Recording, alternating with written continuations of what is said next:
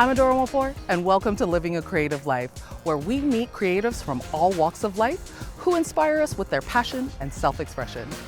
As the leaves start to fall and the days grow shorter, we reflect on life, death, and Halloween.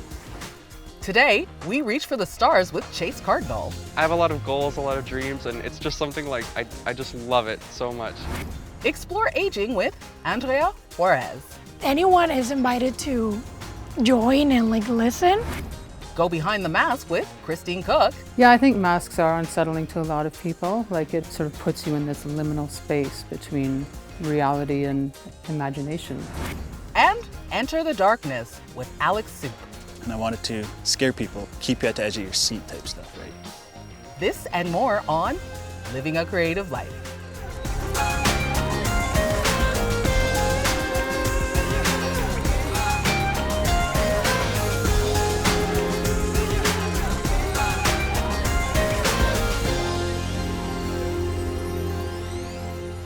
When you discover your passion at an early age, how does that influence your career path? Let's meet special effects makeup artist Chase Cardinal, who at 22 already has a promising career. It would have been, I guess, 9 years ago now. I was 13 and I went to a Halloween store and there was a girl there who was like, "Oh, can I put a bullet wound on you?" And I was like, "Absolutely, do it." And she stuck it on and I bought this tiny little starter kit. I just had so much fun making cuts and scars and wounds and all of that. And it kind of opened my eyes to just the beginning process of how these other bigger movies that I've loved were actually made and how those characters were made. And it just spiraled from there. And ever since I've been doing it all through middle school, high school, and now into university. And it's become my career now, which is really exciting.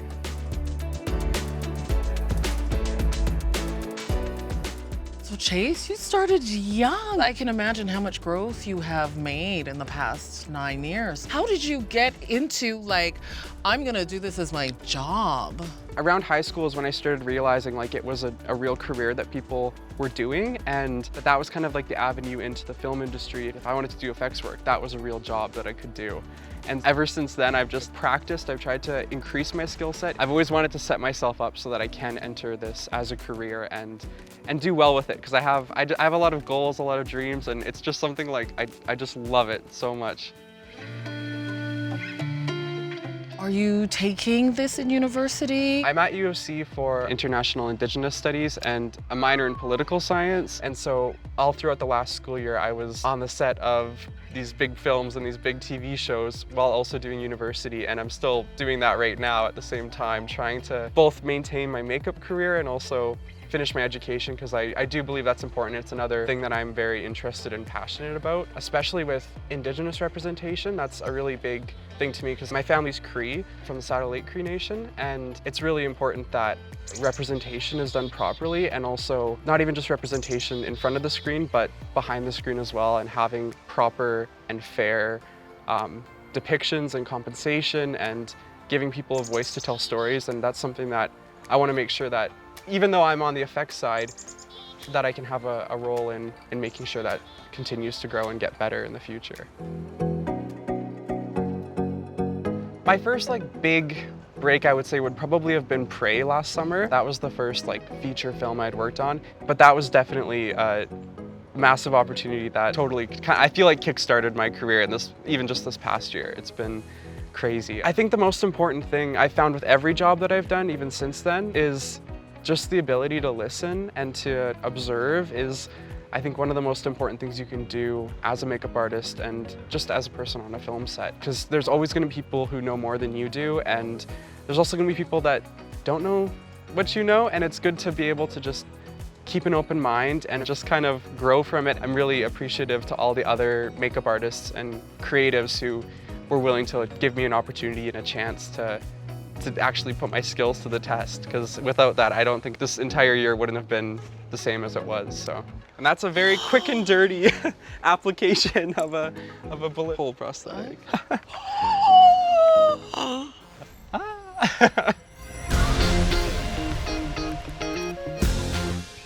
In years to come, it would be interesting to listen to Chase reflect on their 20s. This is exactly what Andrea Juarez set out to do in their podcast, Project 25.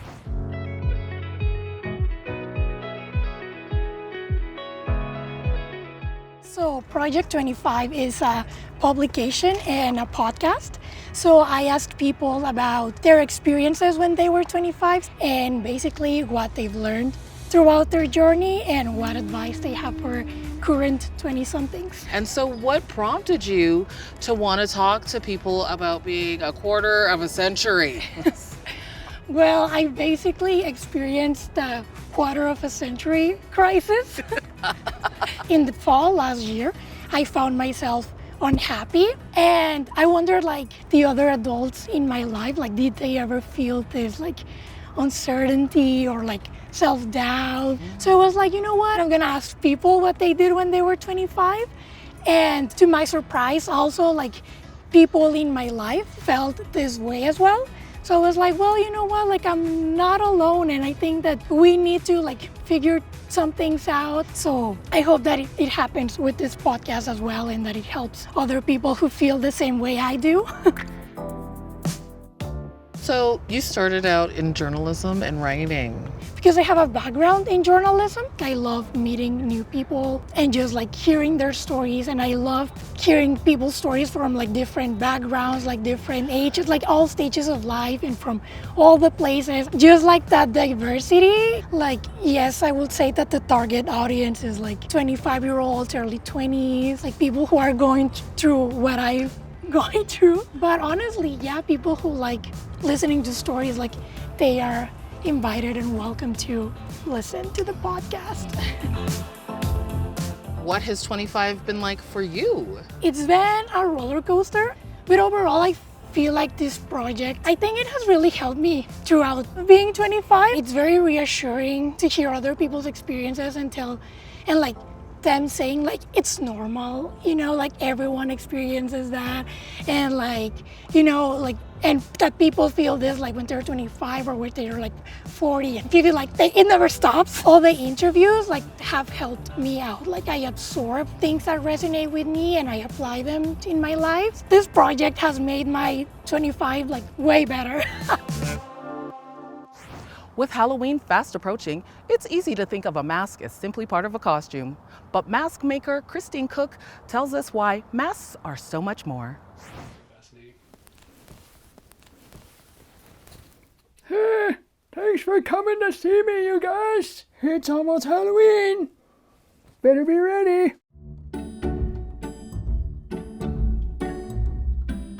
So in grade 8, I saw a mask show. It came to my junior high school, and they were performing physical sketches with these large masks from Basel, Switzerland. And they just really, something just spoke to me about them, and I immediately started making these little tiny figures out of clay and just became obsessed with that type of expression. And that's kind of when it started.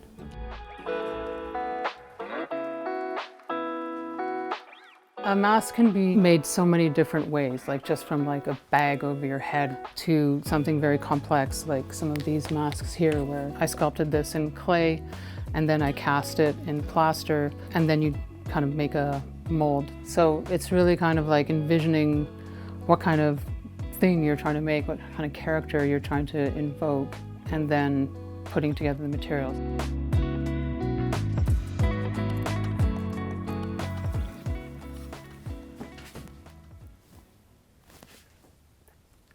Did you get your coffee?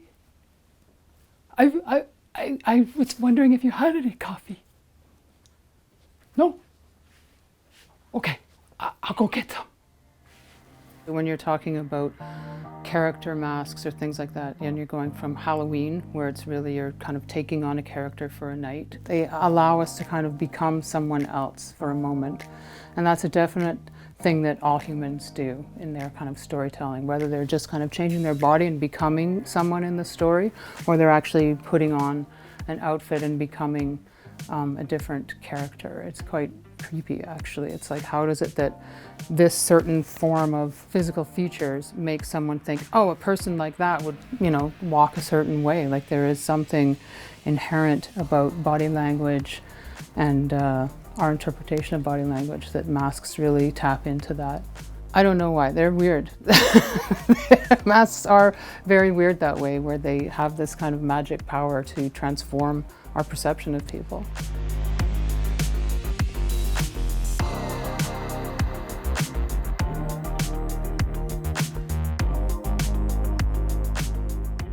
Masks are important because I think there's like this human thing about storytelling. I think masks help us kind of like hide who we are and then be something else. I mean, I think there's a certain liberation of taking on a different persona. People wear masks to kind of be someone else and be free from their inhibitions. And some would say that's just hedonistic, and other people would say that's healing.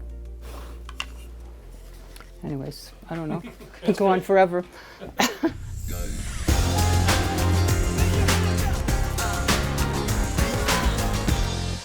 Dracula, The Telltale Heart, The Shining. These are all classic examples of scary stories. But what happens when a Blackfoot writer takes his experiences of growing up in Calgary and sets out to frighten new readers? So, you're an author, first book to be published. Congratulations. Tell us about this book. Well, I started out, wrote a first short story. After I'd finished that one, I kept doing more. And I wanted to scare people and keep you at the edge of your seat type stuff, right? I wanted to have sound more like an Indigenous theme to it. So I just started doing horror. How did you get inspired to focus on Indigenous horror type stories? Well, first of all, there's not enough of us out there. Like, there is a lot of Indigenous authors. A lot of them stick to the stereotypical, what people think of us Native Americans. Whereas me, I grew up most of my life off the reserve. So my stories come from an Indigenous perspective. The main characters are always Native, like, you know, living in the regular society, right? I figured I'd do that, right? You draw. There is some illustration credit for you and And my sister. And so, what has your family's reaction been to your stories? Or is any of your Oh. family in the stories? Oh yeah, character versions of them. Actually, all my characters are based off people I know. Character build-up is very important to having a good story. Especially for Indigenous folks who have been seen one way or another forever. Exactly. I want you to tell me how you feel like that will impact your community. Well, I also touch base on a lot of stuff that affects First Nations today. You know, there's alcoholism, the missing and murdered Indigenous women, after effects of the residential schools. A lot of that, because, you know, I felt it. My grandma was a residential school survivor. So we all feel it, the intergenerational trauma. And I put that as entertainment and also as a learning tool into my stories, my writing. So people will read it and be like, oh, so that's why. When does your book release? Are we gonna see it Halloween. shortly? Halloween. Halloween. Okay, so it's out. Are you having an event? Yeah, about the book it? launch is Tuesday, October 25th. And so, is there anything special that we can see that night outside of your book? Theme, Halloween theme, right? Scary lights, decorations, and people could dress up. I might even dress up. And that's a look at 4 amazing Calgarians. Hopefully they inspire you as much as they inspire me. If you have a story, project, or example of living creatively, please share to submissions@calgaryartsdevelopment.com or with the hashtag YYCLCL.